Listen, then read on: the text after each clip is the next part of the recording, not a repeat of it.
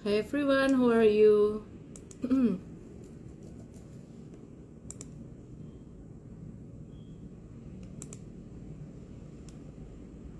Halo semuanya, selamat malam. Apa kabar semuanya? Udah 3 hari ini marketnya ya begitu-begitu aja ya, nggak terlalu banyak pergerakan yang signifikan. Hai Mr. Shim, annyeonghaseyo. Halo Budi Kaing, Hali, Robin. Bajunya hijau nyesuaiin market.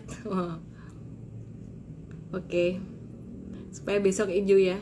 Supaya besok marketnya hijau ya teman-teman ya.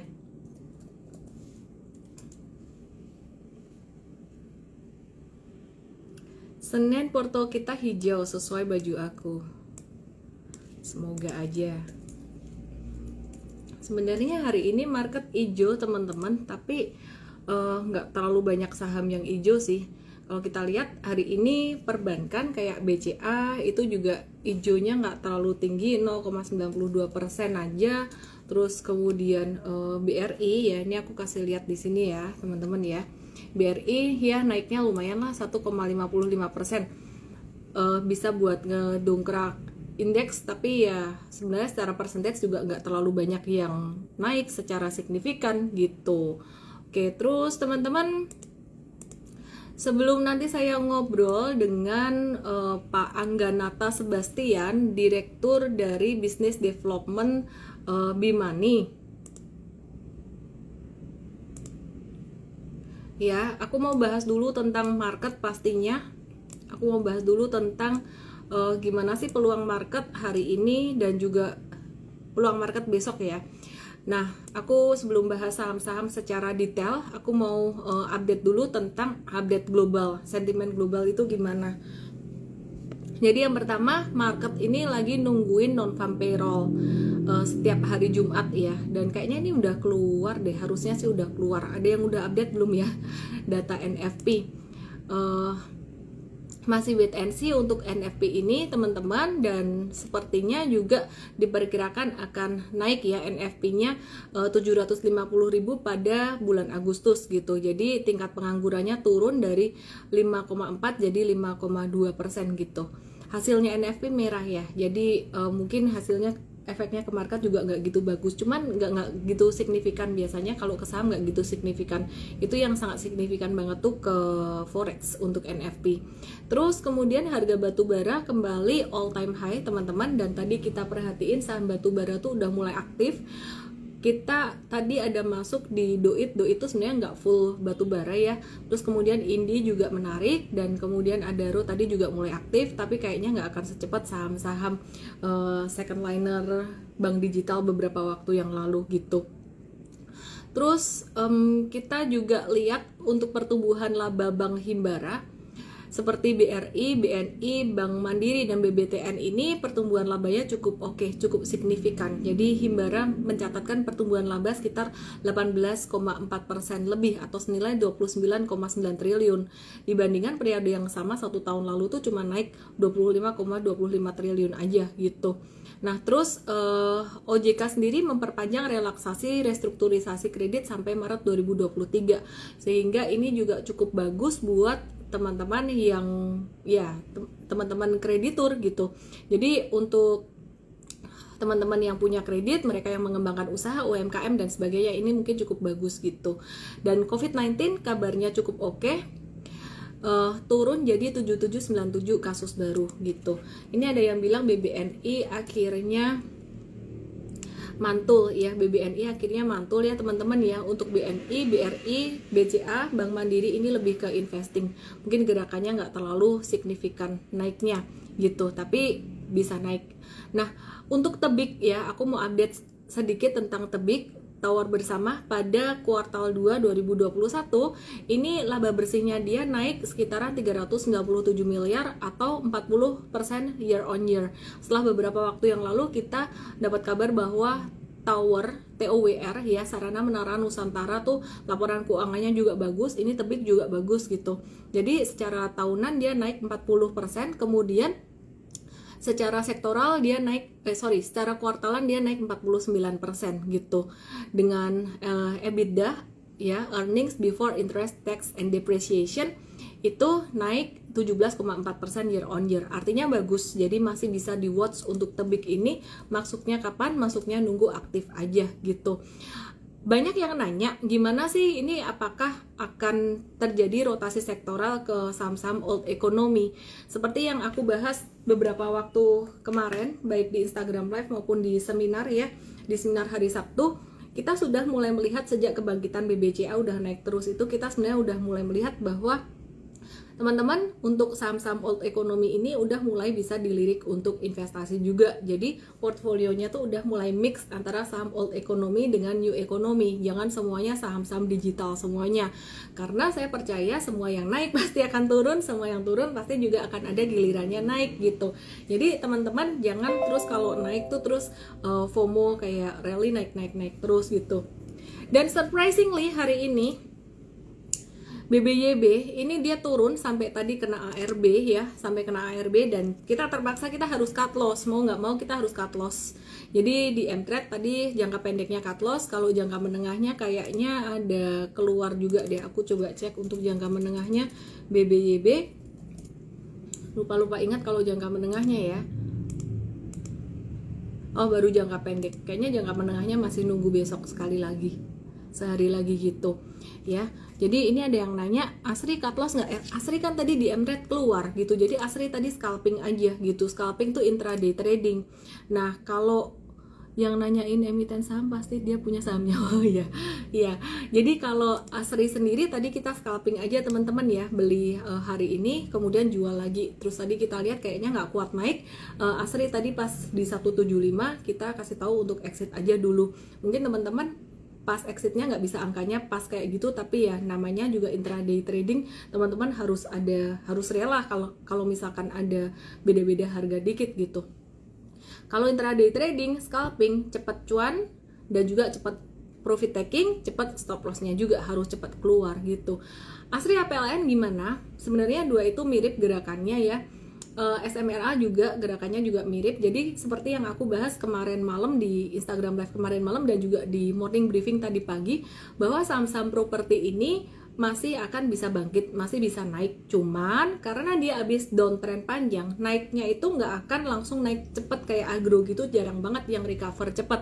Biasanya kalau udah downtrend panjang kemudian dia naik, udah 2 hari naik, itu ada kemungkinan dia akan koreksi, normal correction dulu. Kenapa?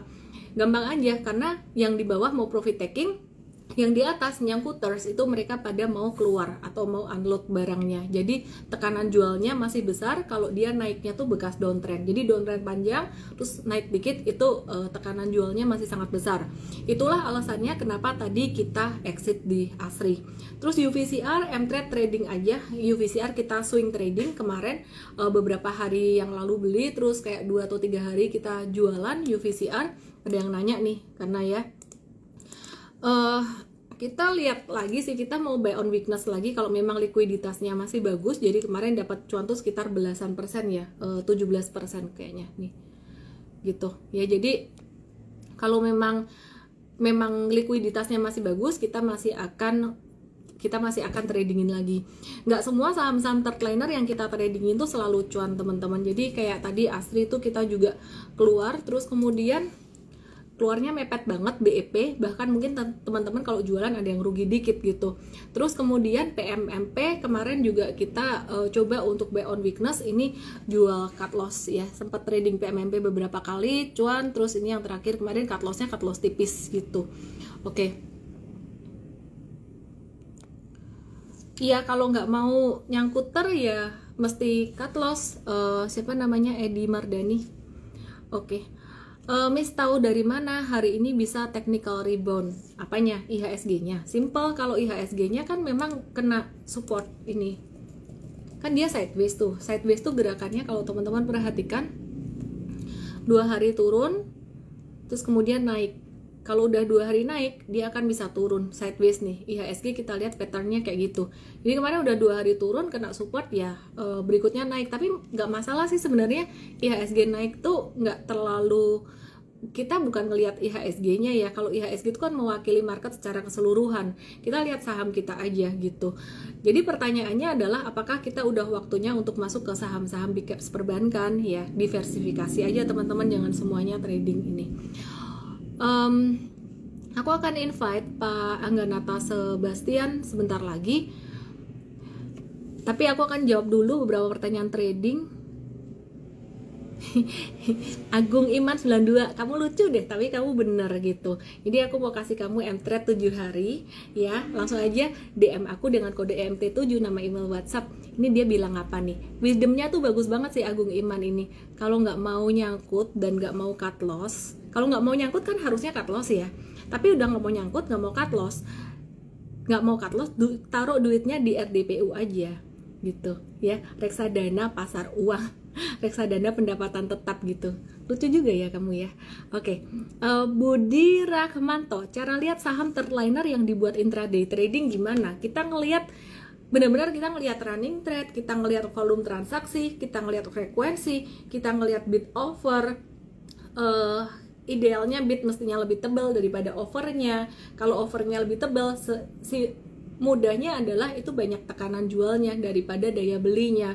Terus kemudian sebaiknya ada di area support, belinya di area support. Nah kalau tadi pagi tuh Asri kita scalping, dia udah nggak di support, makanya tadi waktu dia gagal naik, dia udah mulai bentuk ekornya lumayan panjang, kita cepat-cepat exit gitu.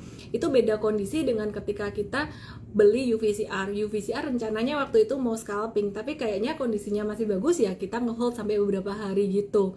Kios kita juga scalping, rencananya mau scalping sih, tapi kejadiannya malah jadi nginep 1-2 hari kalau kios kita berakhir dengan cuan. Cuman teman-teman, bicara tentang scalping ya, ini kios nih ya. Jadi bicara tentang scalping ini resikonya lumayan tinggi banget buat teman-teman yang masih pemula. Hati-hati, bisa ngacoin psikologi trading banget. Jadi sebenarnya kapan sih waktunya scalping, kapan swing trading, kapan trend following, kapan value investing. Kayak yang aku udah bahas kemarin. Value investing itu ketika marketnya jatuh atau ketika saham tersebut tuh jatuh banget, valuasinya murah tapi prospek fundamentalnya ke depan bagus. Kemudian yang kedua, kapan waktunya trend following. Wah, itu aku dapat banyak cuan banget trend following tuh sebelum kasus COVID-19, sebelum kasus Jiwasraya juga. Jadi 2019, 2018, 2017 dan seterusnya. Itu banyak banget saham-saham second liner tuh di trend followingin, enak banget. Dan most likely saham second liner atau bahkan kalau third liner sih jarang ya. Second liner lah lumayan. Jadi kalau aku sebut nama-nama sahamnya kayak sekarang mungkin teman-teman udah nggak, wah kok kayak gitu. Dulu 2018 tuh yang banyak tuh kayak dapat dari INKP, TKIM, Cars, Hoki, Wood, terus apa lagi ya, Wood sih masih lumayan sekarang, masih oke. Terus kayak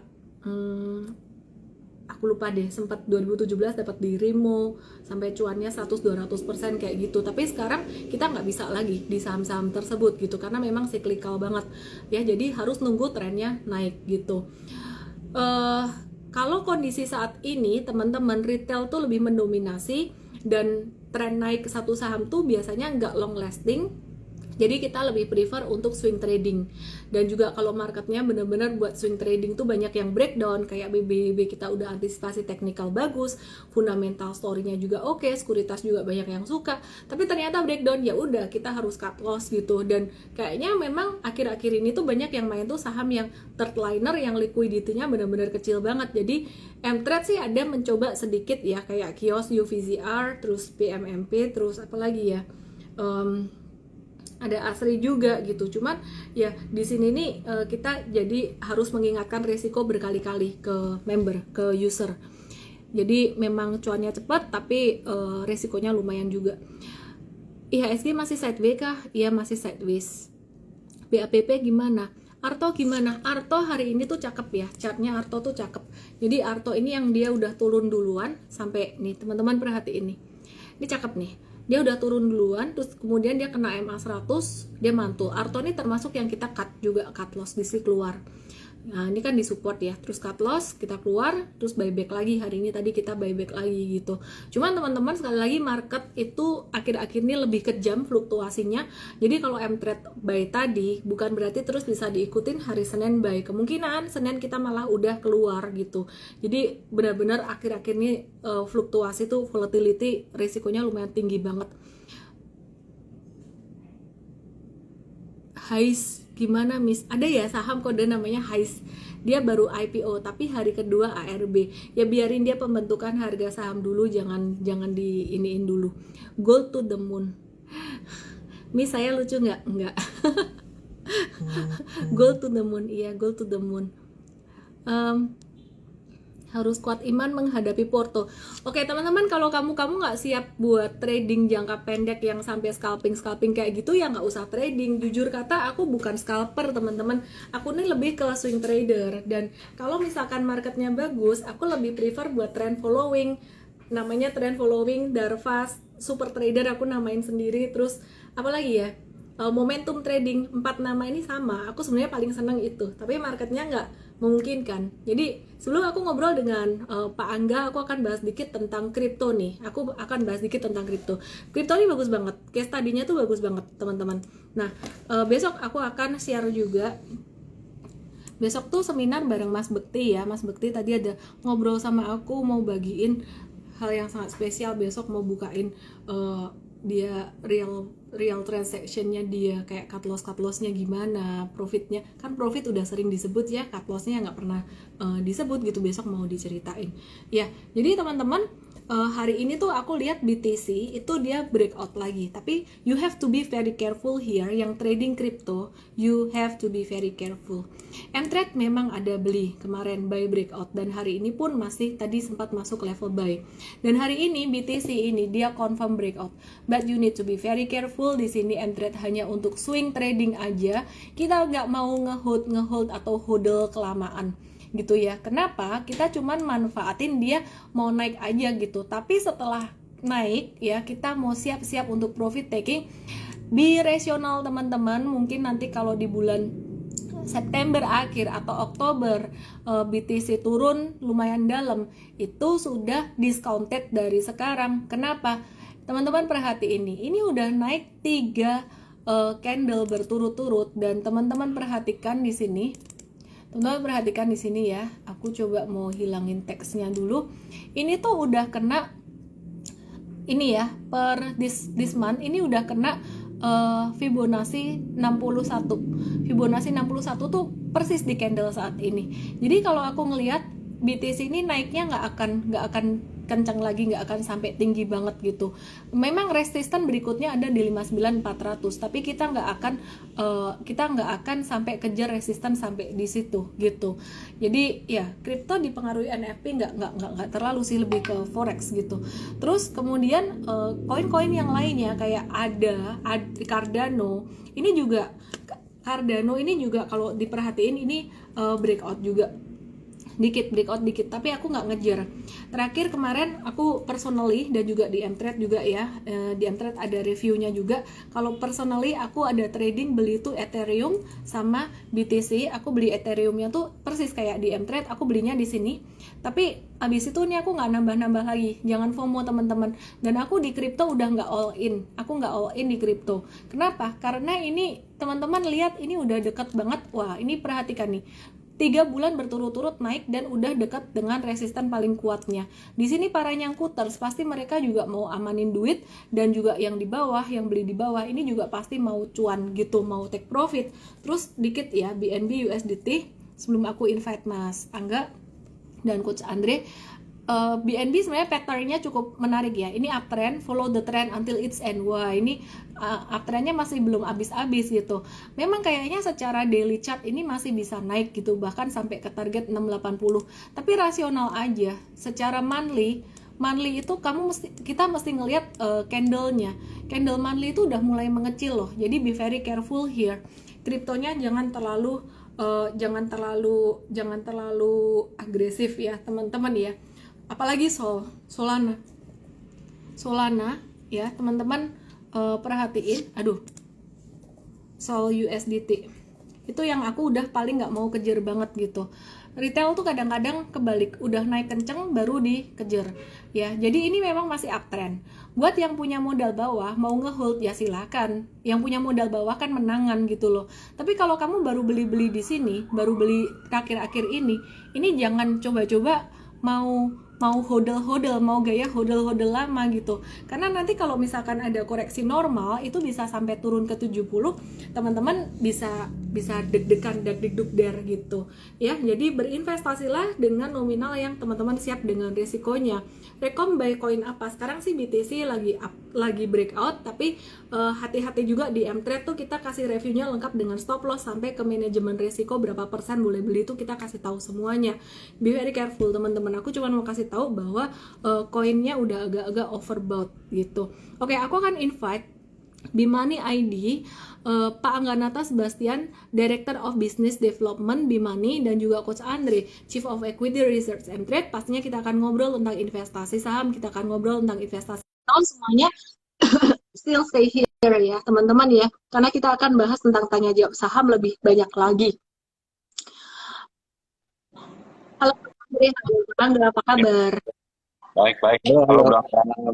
Malam, Bro Andre. Oke, Coach Andre mau bahas tentang apa nih malam hari ini sama Pak Angga? Bahas mungkin kenapa Angga dari Bimani, mungkin ya kita ngomong ya gimana sih cara hadepin volatile atau volatility ya. Jadi kan ini mungkin ada hubungan dengan saham juga.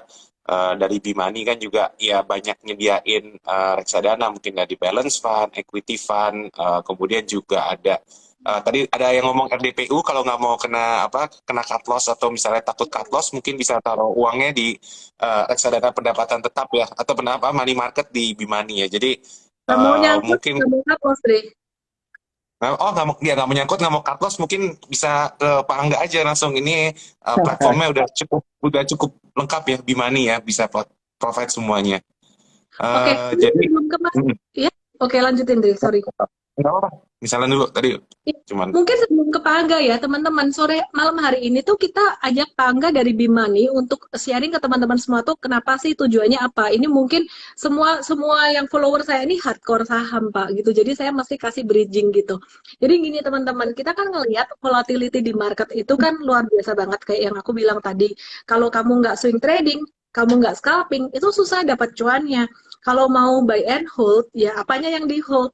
Trend, follow the trend until its end. Trennya apa yang naik, saham yang trennya naik tuh susah banget sekarang. Semua serba volatile. Masalahnya tidak semua orang siap dengan volatility market gitu. Dan kalau misalkan mau investasi, mau dollar cost averaging, mau beli secara bertahap, salah beli saham, bisa jadi malah semakin rugi gitu. Jadi kita mesti diversify ke reksadana, salah satunya. Nah, gimana sih caranya kita diversify ke reksadana? Kita mengenal reksadana apa aja yang kita bisa coba untuk diversify uang kita. Kita coba belajar ke Pak Angga. Oke, thank you banget Miss Ellen, kesempatannya senang bisa berbincang-bincang dengan Miss Ellen, nama Coach Andre malam hari ini. Mungkin pertama-tama saya pesen dulu, jangan panggil Pak, Miss Ellen, panggil aja nama saya Angga. Jadi, Oke. uh, jadi benar yang katanya Miss Ellen, saya terus terang setuju banget gitu ya, bahwa menarik banget tadi bahasan-bahasan Miss Ellen tentang saham per saham, technical. Terus terang dulu saya juga backgroundnya dari manajer investasi, jadi tapi kami lebih banyak melihat fundamental dan kita juga secara misalnya mungkin dan teman-teman juga tahu bahwa reksadana itu kan kumpulan portfolio yang diatur oleh manajer investasi. Jadi kita juga ngeliatin saham per saham, tapi uh, jujur aja technical saya buta banget nih misalnya, makanya tadi baru 15 menit aja saya udah dapat banyak banget nih insight nih yang mungkin bisa kita aplikasikan ke depan nih gitu. Jadi yang misalnya bilang betul bahwa dalam investasi itu kan kalau bagi saya itu kuncinya yang pertama adalah kenali portfolio resiko kita dan yang kedua itu adalah kita juga harus diversifikasi gitu. Memang ada partnya di mana kita harus mungkin taruh di saham untuk trading untuk yang return setinggi-tingginya. Tapi mungkin kalau yang dana-dana yang mungkin untuk bukan jangka panjang, mungkin bahkan mungkin untuk yang misal dipakai di depan yang tadi misalnya bilang, atau bahkan nggak mau cut loss, nggak mau apa tadi, nggak mau cut loss, nggak mau nyangkut nggak mau nggak nyangkut. mau nyangkut gitu. Jadi kan mungkin part-part yang mau aman tuh bisa ditaruh di reksadana. Reksadana juga macam-macam sih, Coach Andre. Yang paling gampang tadi adalah pasar uang yang mungkin volatilitasnya paling rendah dan juga naik sedikit satu tingkat reksadana pendapatan tetap yang mayoritasnya itu adalah mungkin underlying-nya itu aset-aset berbasis obligasi. Ya paling banyak sekarang ini di market yang besar-besar itu adalah obligasi pemerintah. Nah, jadi itu mungkin bisa jadi alternatif juga. Dan ada Oke. reksadana saham, ada reksadana campuran dari namanya. Kita juga udah tahu bahwa reksadana campuran itulah reksadana yang mungkin ada sahamnya, ada pasar uangnya, ada juga obligasinya. Dan kalau reksadana saham ya jelas gitu isinya saham. Cuman yang memang berbeda gitu ya. Kalau reksadana saham pasti secara volatilitas lebih rendah dibanding kalau kita main saham langsung dan resikonya tentu saja berbeda gitu. Dan saya tadi setuju banget sama Miss Ellen ya bahwa kondisi pasar nih kayaknya lagi flat banget nih. Makanya kayaknya strategi trading ini lagi sangat-sangat pro banget terhadap market itu ya, Coach Andre ya. Mungkin kalau dari saya sih pengen belajar juga nih, mungkin malam hari ini karena saya nih background saya benar-benar fundamental. Mungkin Coach Andre atau misalnya bisa ngajarin dikit gitu kalau sekarang ini itu saham-saham apa yang menarik dari sisi teknikal gitu. Saham yang menarik dari teknikal ya. Kalau dari teknikal sendiri, saat ini tuh sebenarnya lagi pada galau semua sahamnya. Beberapa, jadi gini, teknikal sekarang tuh mesti dikombin dengan frekuensi dan juga likuiditas. Kalau bicara teknikal, sejak sebelum sebelum 2020 COVID ini, itu teknikal sangat sangat sangat sangat ini banget, maksudnya cocok banget gitu loh. Tapi sekarang kita mesti ngelihat meskipun chartnya itu bagus, kita mesti ngelihat saham itu tuh rame atau enggak di market hari itu. Kalau enggak rame, biasanya juga susah geraknya gitu. Jadi sekarang sih yang aku lihat hari ini teknikalnya yang menarik tuh contohnya kayak Arto, kayak tadi ya. Jadi mantul dari area supportnya gitu. But at the end, apakah Arto besok hari Senin itu bakalan lanjut naik lagi atau enggak? Kemungkinannya masih 50-50. Jadi probability-nya tuh kayak beda dari tahun-tahun sebelum 2020 sebelum COVID kemarin karena lebih banyak institusi yang main. Kalau institusi yang main tuh biasanya gerakannya lebih rapi. Kalau retail yang main itu digerakkan oleh antara FOMO, fear, greed, dan kemudian juga ngikut ngikut ngikut kata ini itu ya. Jadi takut dikit. eh, Kalau takut malah beli ya. Retail itu biasanya kalau takut turun malah beli kayaknya. Aku nggak ngerti juga gitu. Jadi lebih banyak digerakkan oleh emosi. Jadi agak-agak susah diprediksi secara teknikalnya gitu. Itu sih.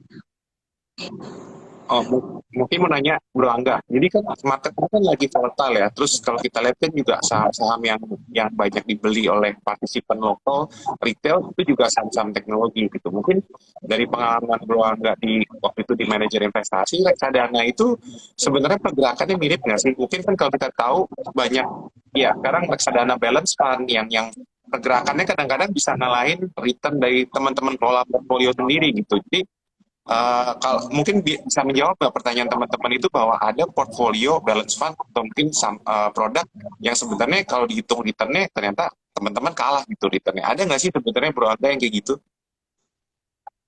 Di market sih saya lihat ada satu sih, Coach Andre terus terang aja gitu ya. Tapi memang balance funds ini kan sebetulnya kalau secara komposisi itu 0 sampai 79% boleh di pasar uang, 0 sampai 79% boleh di pasar obligasi, 0 sampai 79% boleh di pasar saham. Jadi itu sangat-sangat fleksibel sekali, tapi nggak bisa lebih dari 79%. Nah, keuntungan balance fund gini, jadi kalau market lagi bearish, lagi jelek, mungkin apa yang dia bisa lakukan, dia akan memaksimalkan porsi pasar uangnya, gitu. Dan dia akan meminimalkan porsi pasar sahamnya. Tapi pada saat market lagi bullish, Bro Andre, itu yang biasa dilakukan, dia benar-benar harus pilih saham-saham yang bisa memberikan return atau alpha sangat tinggi, gitu. Ya mungkin uh, karena kenapa? Karena dia hanya bisa dilimitasi ke 79%. Nah, jadi fleksibilitas ini yang dimiliki. Nah, jadi balance funds itu ada macam-macam. Ada yang memang yang normalnya balance fund biasanya mereka 50-50 gitu. Udah di maintain aja 50% di pasar saham, 50% di pasar obligasi gitu. Dia nggak akan terlalu banyak gerak. Tapi reksadana balance yang aktif yang saya bilang tadi, mereka tuh benar-benar ambil call yang sangat strong gitu. Oh ini market mau turun, saya akan maksimalkan porsi pasar uang saya, minimalkan sahamnya gitu. Nah memang ini yang biasanya kalau Bro Andre lihat eh, di market tuh saya lihat ada beberapa balance funds yang memang returnnya jauh bahkan di atas reksadana saham itu sendiri padahal dia cuma boleh 79% maksimum, bayangin. Nah jadi kita bisa bayangin resiko yang dia ambil dari sisi atau nama-nama saham itu pasti yang volatilitasnya yang tinggi sekali, mungkin alfanya itu bisa mengalahkan jauh di atas IHSG itu sih kelihatannya. Dan kita lihat sendiri gitu ya. Saya belajar banyak sekali karena sebelum 2020, sebelum COVID itu kan saham-saham di Indonesia boleh dibilang yang naik itu-itu aja lah. Coach Andre juga pasti tahu lah karena juga dari sekuritas dulunya gitu kan. Kita dominasi bank sama consumer gitu ya. Tapi setelah 2020 kan kita lihat sendiri gitu bahwa banyak sektor-sektor baru tuh yang menjadi dominasi dan kelihatan juga bahwa sektor-sektor baru ini adalah sektor-sektor yang saya pikir sih menjadi sektor-sektor idaman para retail gitu. Dan saya juga ngeliat angka retail investor tuh cukup tinggi ya Coach Andre ya. Mungkin Coach Andre dulu capital market sama mungkin Miss Ellen perhatiin sebelum COVID kayaknya rata-rata transaksi cuman paling 6-7 triliun sehari gitu kan. Retail investor cuman paling saya pertama kali masuk di itu 400.000 bahkan. Sekarang SID sudah hampir 5 juta. Rata-rata transaksi 15 bahkan sempat sampai mencapai 21 triliun. Nah, jadi saya ngelihat nih ada satu evolusi yang sedang terjadi yang menurut saya ini adalah satu hal yang positif sih Bro Andre. Hmm, oke oke. Very good. Ya, sebelum dilanjutin sama Coach Andre, mungkin aku boleh bahas beberapa pertanyaan dari teman-teman netizen. Boleh, silakan. Ya, ini ada Yopek 46. Wih, the moment you're ready to quit is usually the moment right before a miracle happens. Don't give up. Ih, keren. Oke, kamu dapat entry 7 hari ya. Langsung jadi DM saya dari NT7, nama email dan WhatsApp. Terus kemudian, ya, nanti boleh dijawab nih Pak. Ada pertanyaan dari Candy Juliani yang paling direkomend reksadana yang mana Pak Angga yang returnnya paling bagus? Pastinya reksadana saham dong kalau mau return paling bagus mah. Cuman kan balik lagi ke tujuannya ya, kalau misalkan mau beli reksadana pasar uang atau reksadana pendapatan tetap kan tujuannya untuk diversifikasi supaya duitnya tuh bukan semuanya untuk growth gitu loh, untuk duitnya untuk lebih lebih aman aja gitu. Pak, mungkin ini masih pada belum jelas bedanya reksadana saham dengan reksadana pasar uang atau pendapatan tetap, tujuannya, dari tujuannya. Oke, mungkin gini, kalau saya bisa bacakan, waktu kita mau investasikan kita harus kenali resiko kita tuh seperti apa. Dan reksadana itu boleh dibilang adalah paket yang bisa kita pilih sesuai resiko kita, gitu. Jadi kalau kita merasa bahwa kita nggak bisa nih ikutin naik turun, pengennya naik aja gitu ya, mungkin reksadana yang paling cocok adalah reksadana pasar uang, gitu. Memang volatilitasnya rendah sekali. Ini boleh dibilang secara return atau tingkat pengembalian sedikit di atas deposito gitu. Nah, dan saya bilang nggak bisa turun atau mungkin resiko turunnya kecil, maunya naik aja ya pasti sudah seiring dengan resikonya. Saya selalu percaya bahwa high risk high return, low risk low return gitu. Nah makanya ini yang juga saya selalu terapkan. Nah maju satu lagi setelah reksadana pendapatan tetap, itulah reksadana yang isinya obligasi pemerintah apapun korporasi gitu. Jadi ini yang mungkin satu step levelnya di atas reksadana pasar uang. Yang ketiga yang tadi saya sempat bahas sama Coach Andre yaitu reksadana campuran yang isinya ada campuran dari saham, obligasi dan juga pasar uang atau deposito. Dan yang terakhir misalnya Ellen bilang adalah reksadana saham. Dari namanya juga kita udah kita tahu bahwa ya itu adalah reksadana isinya saham. Dan sebetulnya kalau ditanya sebetulnya apa sih bedanya saham dan reksadana saham, kalau saham itu kan kurang lebih yang tadi misalnya bilang ya gitu ya, kita main sendiri, kita beli at satu level, kita keluar di level lain, kita mau trading, mau long term, itu kan kita nentuin sendiri. Nah kalau umpamanya reksadana saham itu adalah ada yang ngelola gitu, jadi kita kayak beli paket. Contohnya misalkan beli reksadana 10 juta reksadana saham itu isinya sudah berisi kurang lebih sekitar 30 sampai rata-rata 50 saham per paketnya. Itu sih kira-kira bedanya Miss Ellen, semoga menjawab. Iya, ini teman-teman ada yang bilang, nggak, belum tentu loh reksadana saham selalu lebih untung. Iya sih, kalau marketnya lagi merah, IHSG lagi jongkok, reksadana sahamnya jongkok juga gitu. Namanya juga high reward, high risk gitu. Tapi kan kalau pas lagi uptrend, reksadana pasar uang pendapat tetap kan juga kalah gitu. Dikit satu lagi ya, Coach Andri, aku bahas satu pertanyaan yang aku udah pin dari tadi. Pernah lo secara persentase paling gede berapa, Ci? Gini, persentase per saham atau per portfolio? Loss percentage per saham itu bisa diantisipasi dengan yang namanya diversifikasi. Kamu satu portfolio punya satu saham dan satu portfolio punya 5 saham. Itu beda, teman-teman. Jadi kalau satu portfolio punya satu saham, begitu rugi langsung dampaknya ke seluruh portfolio pasti persentasenya gede. Tapi kalau punya 5 saham atau 10 saham maksimal ya, itu dampaknya ke portfolio pasti kecil meskipun secara persentase ruginya di satu saham ini gede. Long story short, kalau ditanya rugi aku paling gede di tahun 2008 dan itu guru terbaik aku.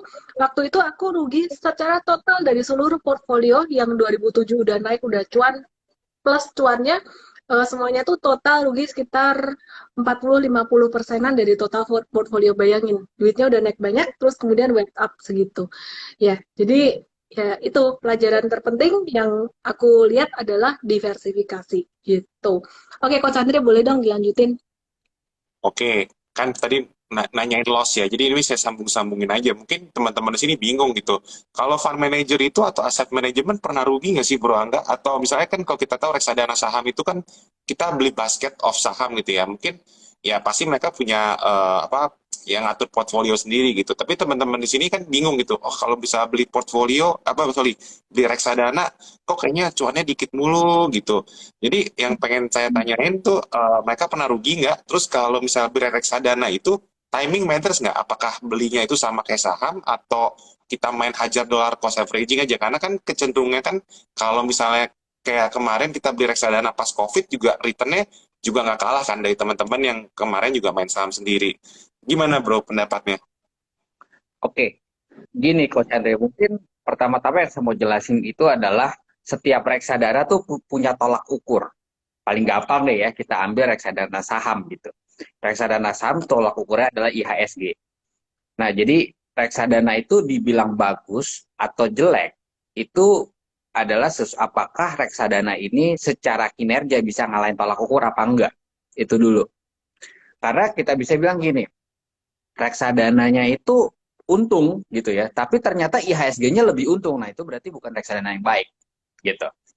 Nah, Ya, sebaliknya gitu loh. Kalau misalkan IHSG-nya turun 10%, reksadana ini cuma turun 2%, yaitu reksadana itu baik karena bisa mengalahkan tolak ukur. Nah, jadi itu adalah patokan untuk kita menilai kinerja reksadana. Jadi bukan masa untung ruginya. Tapi kalau Bro Ande nanya, ya namanya kita investasi pasti pernah rugi gitu. Apalagi kalau kita itu manage, contoh gitu ya, di manajer investasi yang sebelum ini saya bekerja, itu total dana kelolaannya sudah mencapai 38 triliun gitu. Jadi dari reksadana saham sendiri itu kurang lebih 90%. Kita bisa bayangin berapa saham yang harus kita pikirin untuk menginvest uang sebanyak ini. Kurang lebih kan gitu Coach Hendrik. Gitu. Jadi kalau ditanya apakah pernah rugi, underlying-nya sudah pasti pernah rugi. Artinya kita punya high conviction terhadap satu saham, ternyata saham itu nggak perform, itu mah udah makanan sehari-hari gitu. Tapi apa yang harus kita lakukan ya mungkin juga apa yang suka misalnya ajarkan gitu. Kadang-kadang ya memang musik cut loss gimana gitu. Kita juga walaupun kita tak kalau kalau kita kan lebih kepada mungkin bukan chattingnya tapi kita datengin company-nya, kita ngobrol rencananya apa dan lain-lain gitu kan. Nah, jadi kalau ditanya pernah rugi di dalam secara underlying pasti pernah rugi gitu. Tapi karena kita manage portfolio ya bagaimana kita usaha supaya kita menutup kerugian itu dengan kita pilih saham lain yang harusnya bisa lebih jauh lebih benar gitu. Saya pernah punya pengalaman, pernah satu saat di mana itu hampir 1 tahun kita itu benar-benar underperform gitu ya. Jadi underperform artinya kalah kinerja sama IHSG.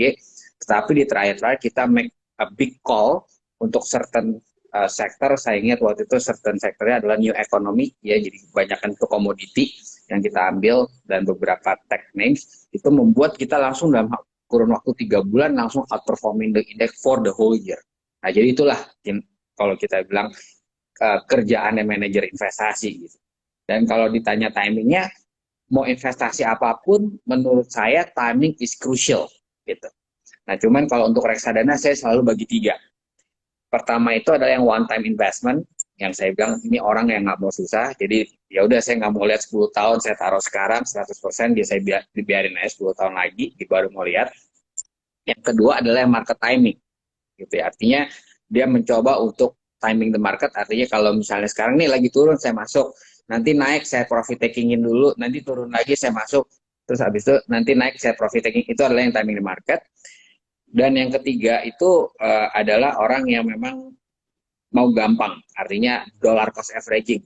Saya punya uang 100, saya mau taruh 10 tahun, ya udahlah saya masukin 10 tiap bulannya sampai 10 bulan supaya average price saya murah. Nah, jadi itu tiga cara. Nah, kalau ditanya saya punya datanya.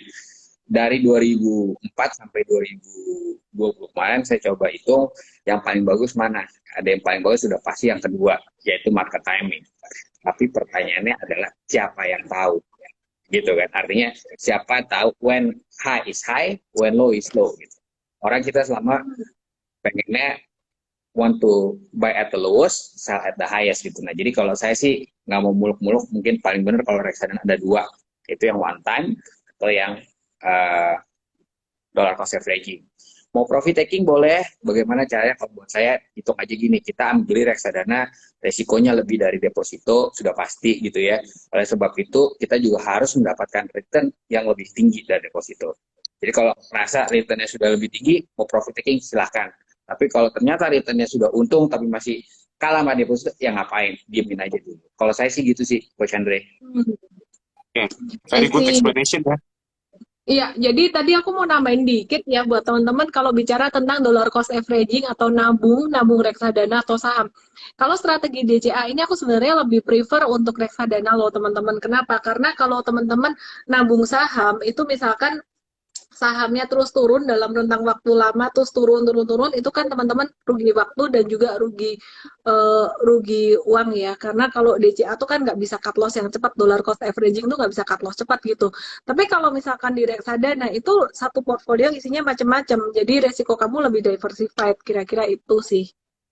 Coach Andre, aku boleh jawab pertanyaan dulu ya sebelum dilanjutin ya? Boleh. Jadi ini sambil jawab pertanyaan Yopek 46 best story pertama kali cuan aku apa? Aku ingat banget waktu itu 2007 itu saham-saham komoditas cuannya tuh sahamnya aku sampai inget banget, makanya aku nggak akan pernah lupa yang namanya Antam PTBA.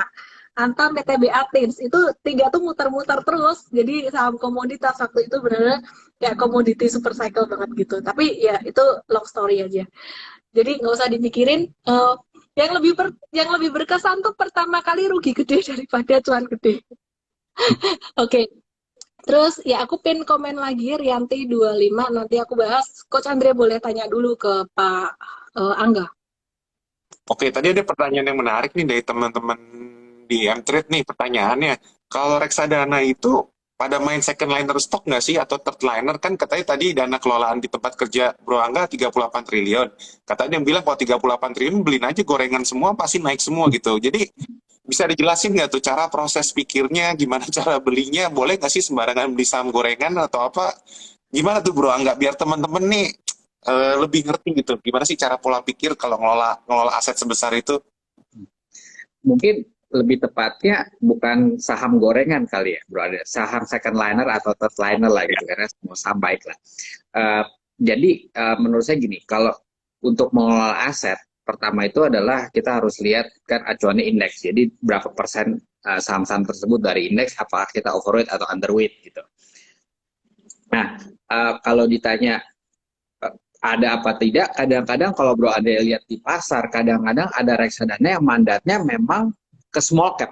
Contoh waktu tempat saya bekerja gitu ya, dulu memang ada reksadana yang memang mandatnya 50% harus di small cap. Itu ada gitu. Nah, caranya gimana? Caranya ya terus terang kalau nyari nama small cap itu jauh lebih susah dibanding big cap. Karena sebetulnya kalau kita nggak mau susah jadi pengelola reksadana gitu ya, kita ikutin aja bobot indeks berapa. Ujung-ujungnya kita akan sama ke indeks. Ya kita pinter-pinter dikit lah untuk bisa nutup fee-nya gitu kan. Supaya bisa outperform kira-kira 2-2,5% gitu.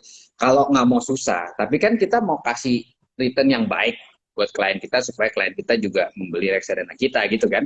Nah oleh karena itu yang kita lakukan ya kita harus benar-benar active manage gitu. Itu yang kita lakukan dulu. Nah active manage-nya gimana?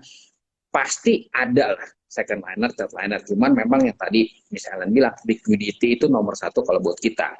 Karena bayangin aja misalnya waktu itu ada satu reksadana size-nya 5 triliun gitu ya. Kita invest 1% itu udah 50 miliar. Banyak kan masih saham-saham di Indonesia itu yang mungkin secara likuiditas trading itu hanya 1-2 miliar. Kita bisa bayangin kalau kita masuk gitu ya 1% aja. Terus tiba-tiba liquidity-nya problem, kita mesti keluar. Itu pasti ngacurin harga saham, Bro Andre. Gitu. Jadi bagaimana cara milih kalau ngomongin small atau second liner atau third liner yang paling kita lihat selain fundamental itu adalah liquidity, itu penting sekali. Kadang kita melihat wah ini fundamentalnya bagus, manajemennya kita percaya gitu ya. Tapi yang menjadi masalah adalah liquidity-nya itu sangat-sangat tipis. Akhirnya cuman fund kita atau reksadana kita yang masih size-nya kecil yang bisa masuk. Makanya kadang-kadang orang bilang, mending beli reksadana yang mungkin secara size masih kecil sehingga lebih gesit. Itu ada benar ya kalau menurut saya. Gitu. Oke, benar. Oke, jadi teman-teman ngelola duit 25 triliun itu bukan buat ngegoreng saham, enggak, itu buat investasi. Jadi kalau setahu aku, duit yang segede itu dari reksadana mereka tuh nggak cuman semuanya taruh di saham, ada di money market juga, dan pastinya sahamnya juga diversified banget, ada saham-saham yang blue chip atau big caps, yang pastinya semua aset manajemen harus punya dong ya, untuk mengimbangi IHSG paling nggak kayak gitu. Terus kemudian baru saham-saham yang lainnya. Oke, ini ada pertanyaan dari Rianti underscore 25, boleh dapat MT 7 hari juga. Ketik MT7 nama email WhatsApp. Cara menghindari loss yang banyak gimana, Cik? Gak usah beli saham, gak usah investasi. Gak mungkin rugi. Nggak bercanda ya. Nah, caranya yang pertama adalah pastinya start small, start dari modal yang kecil dulu, kemudian belajar ya. Dengan belajar setiap hari kayak gini, udah Instagram Live tuh 1,5 tahun loh. Sejak Maret 2020, sejak pandemi, pastinya ilmunya juga udah jauh beda lah, jauh lebih teredukasi secara finansial, secara capital market gitu. Terus download Mtrade, jangan lupa download Bimani buat belajar gitu. Start small, belajar dan diversifikasi, kuncinya sebenarnya 3 itu aja, muter-muter di situ gitu. Oke, Coach Andri mungkin ada satu pertanyaan terakhir sebelum kita closing. Sorry. Tadi ada pertanyaan tentang kelebihan reksadana saham dibanding.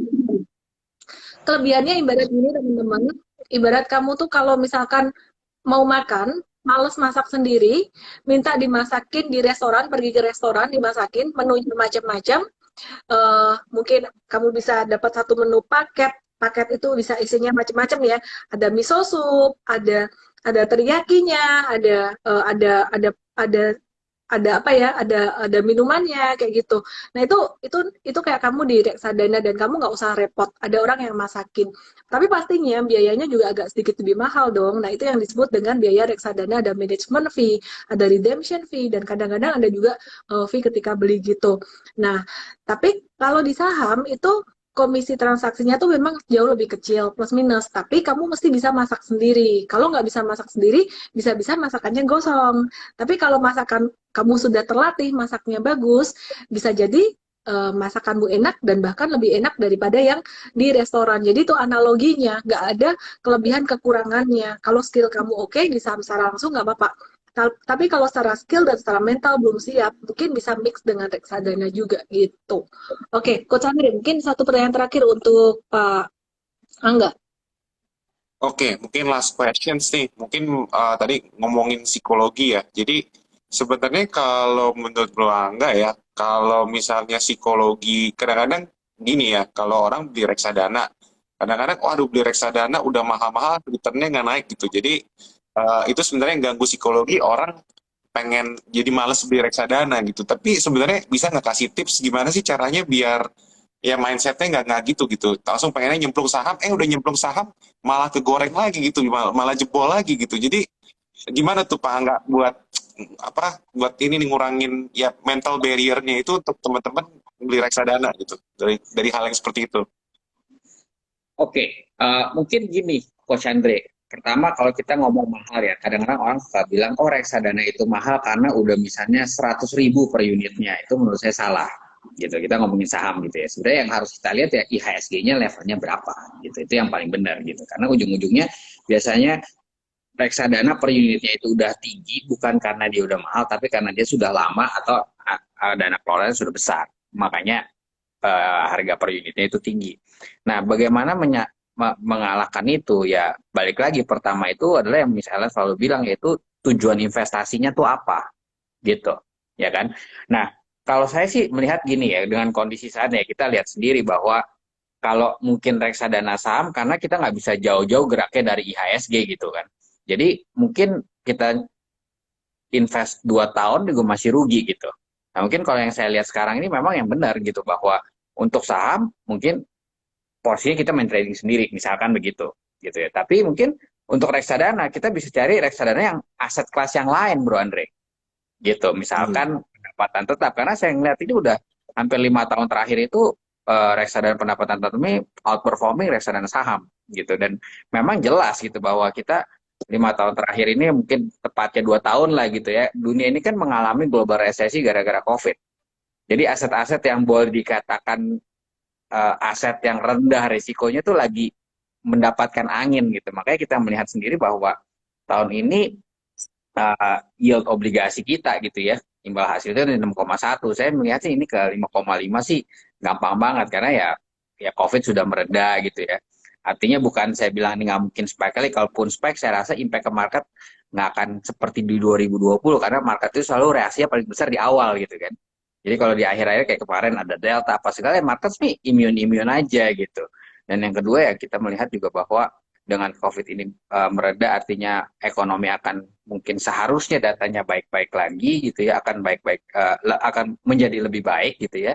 Seharusnya itu ada yang saya lihat harusnya akan ada pergeseran likuiditas lah dari yang orang kita bilangnya safe haven, negara-negara develop gitu ya.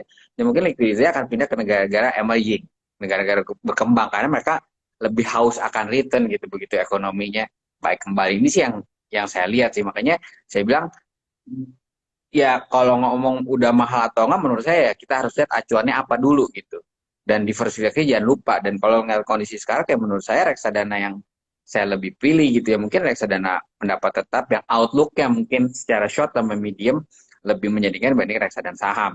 Karena yang tadi kita bilang marketnya flat banget gitu. Tapi kalau nggak mau pusing, mau taruh 5-10 tahun sih saya believe sudah pasti reksadana yang lebih resikonya lebih tinggi akan berpotensi memberikan return yang lebih tinggi. Gitu sih Coach Andre. Oke, very good explanation. Oke, Tapi satu pertanyaan gantian dari saya nanya silakan misalkan boleh. apa? Mau nanya misalkan boleh nggak? Saya soalnya nih mumpung bisa ngobrol nih, saya nggak pernah ada kesempatan nanya nih gitu. Nah yang saya tanya Oke. gini, saya tuh tahu misalnya sebenarnya dari istri saya gitu. Istri saya salah satu fanbase-nya gitu kan.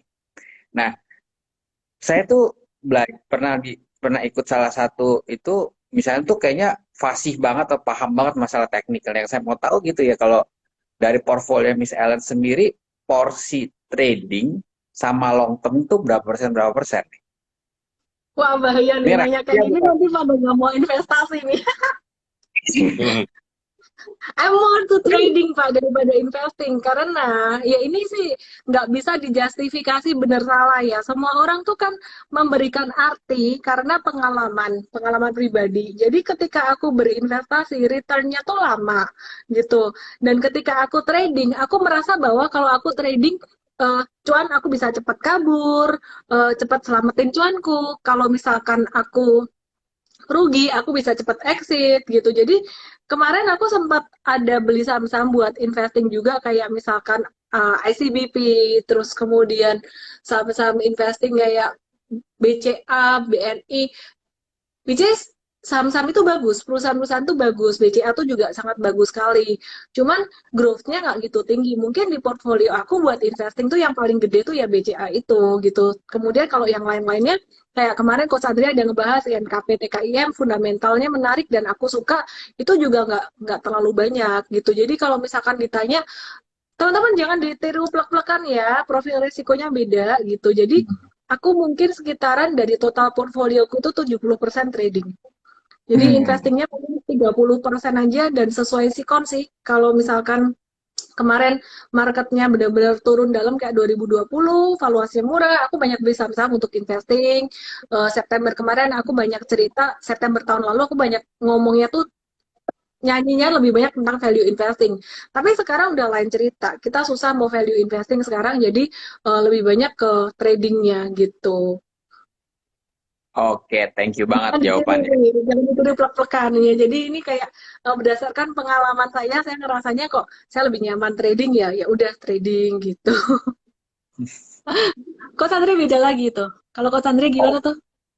Kalau saya ya ada sih beberapa investing itu sebenarnya karena ya investor nyangkut ya walaupun udah di market udah cukup lama juga tapi kadang-kadang kita ada bikin misjudgment juga ya. Jadi ya menurut saya sih kalau misalnya nyangkut ya udah saya anggap jadi investing tapi most of the time sekarang ya 50% 60% ya trading ya. Cuman baik lagi kalau saya stylenya ya mungkin agak semi swing trading juga sama ada yang beberapa scalping lah jadi kombinasi sih nggak pure scalping juga nggak pure swing trading juga jadi tergantung momentum sama tergantung story yang di marketnya lagi kayak gimana gitu jadi kalau ada story yang menarik ya saya beli kalau nggak ada ya nggak tuh mungkin ya sekarang udah lebih bagus ya karena kan udah nggak terlalu FOMO mungkin kalau kayak 3 4 tahun yang lalu gitu lihat-lihat harga naik ya FOMO aja kalau sekarang kayaknya Hmm. mentalnya juga udah lebih lebih dewasa jadi udah ya bisa ngurangin kayak appetite untuk pengen trading gitu karena ya is a very very addictive lah dan kadang-kadang over trading juga nggak bagus sih.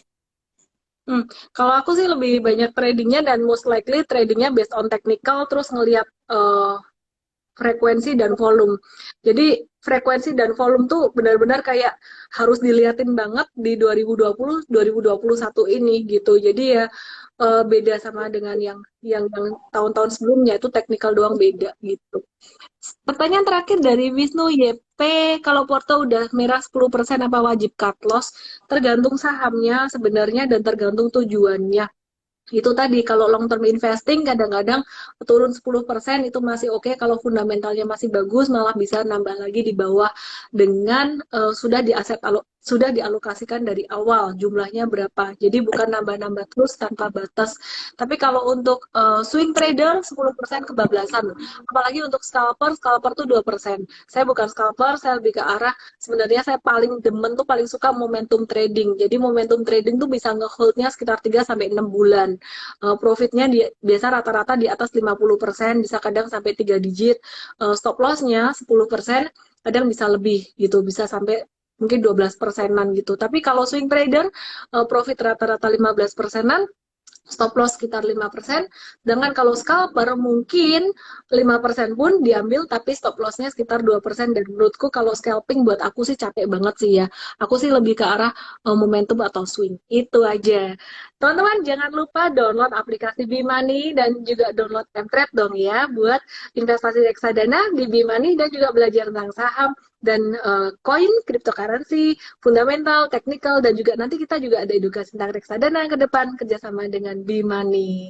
Oke, thank you so much Tangga buat Thank you sharing Thank you, banget. Miss informasinya. Ellen. Thank you, Coach Andre. Thank you Coach Andrea juga. Selamat Thank malam you. semuanya. Yuk, Salam salam. profit. Dadah. Bye.